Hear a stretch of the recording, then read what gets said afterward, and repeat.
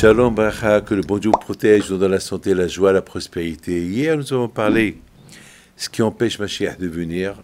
On a expliqué un peu. Aujourd'hui, on va raconter une histoire.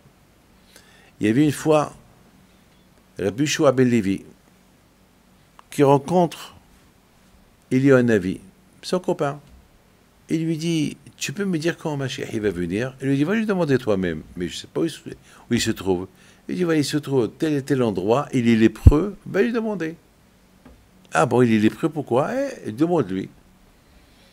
Bon, Rabbi Shua ben Levi, un grand sadique, il va à l'endroit qui lui a indiqué Eliyahu Hanavi, et il voit monsieur très très lépreux. Il va chez lui, il lui dit, vous êtes Mashiach? Il lui dit, oui, je suis Mashiach.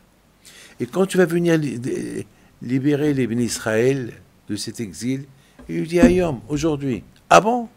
Alors je peux annoncer ça en ton nom? Il lui dit, tu peux annoncer. Aujourd'hui, je viens. Alors il vient, il fait des annonces partout. Mashiach va venir aujourd'hui. Mashiach. À l'époque, il n'y avait pas les médias, il n'y avait pas de téléphone, rien du tout. Mais, avec la bouche, tu peux tout faire. Ça va très vite avec la bouche. Je me rappelle la Issawira, dès qu'il y a eu un enfant qui va naître, toute la ville le sait. Lorsqu'il y a eu un décès, il n'y avait pas des affiches. Tout le monde le sait déjà. Et tout le monde il va à la Levaya. Mes amis, un jour, 2 jours, 3 jours, une semaine, Mashiach n'est pas venu. Il rencontre Eliyahu Hanavi. Il lui dit, alors tu as vu Mashiach? Il a dit, oui, je l'ai vu, mais... Alors, tu as posé ta question? Oui, et je lui ai dit, quand tu vas venir? Il m'a dit aujourd'hui, mais il n'est pas venu. Ah. Alors? Je ne comprends pas pourquoi il n'est pas venu. Il dit, il n'est pas venu parce que... Qu'est-ce qu'il t'a dit? Il m'a dit, Hayom, aujourd'hui. Il m'a dit, oui, Hayom, et Bekolo Tishmao, Hayom. Aujourd'hui, si vous écoutez la voix d'Hachem, aujourd'hui, il vient. Mais s'il n'est pas venu, c'est qu'on n'écoute pas la voix d'Hachem. La faute, elle est en nous, c'est pas en lui.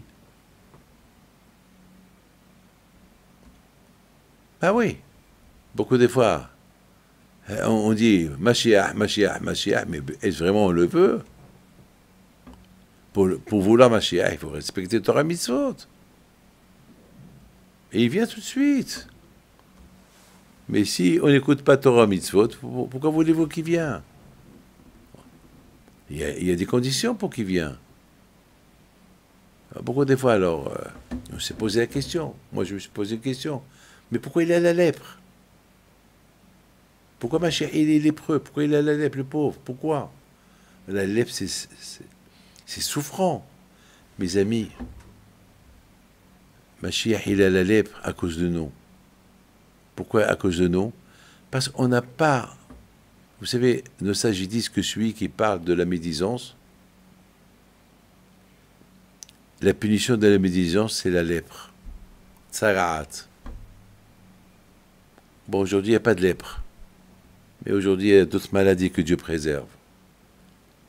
La médisance, c'est la chose la plus sale qu'il existe au monde. On parle de Mashiach. Il ne vient pas. Et beaucoup de fois, ça m'arrive. Il y a des gens qui me disent, Rabbi David, vous parlez de Mashiach, voilà, il n'est pas venu. Tout le temps, lorsqu'il y a un problème, on dit il va venir, il ne vient pas. Ça veut dire que c'est la faute de Mashiach. C'est ça le Lashon Hara. C'est ça la médisance. Ça veut dire on accuse Mashiach pourquoi il n'est pas venu.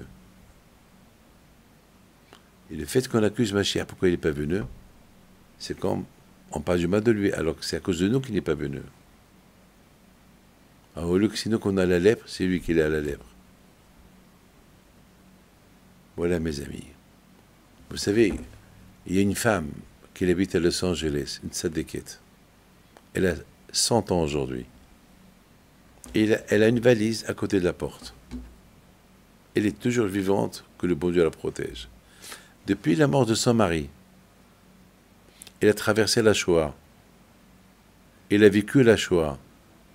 Et depuis la Shoah, elle savait que le bon Dieu il allait la libérer de la Shoah. Elle a perdu beaucoup de sa famille.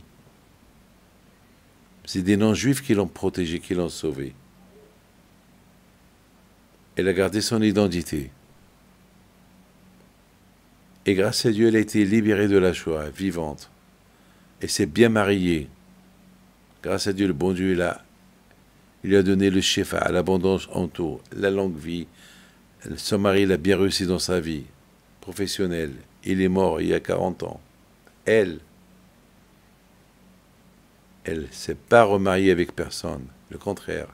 Elle a préparé des vêtements qu'elle a mis dans une valise avec l'espoir, avec l'émouna que Mashiach va venir et que les morts ils vont ressusciter et elle va accueillir son mari avec les vêtements qu'elle a préparés dans la valise.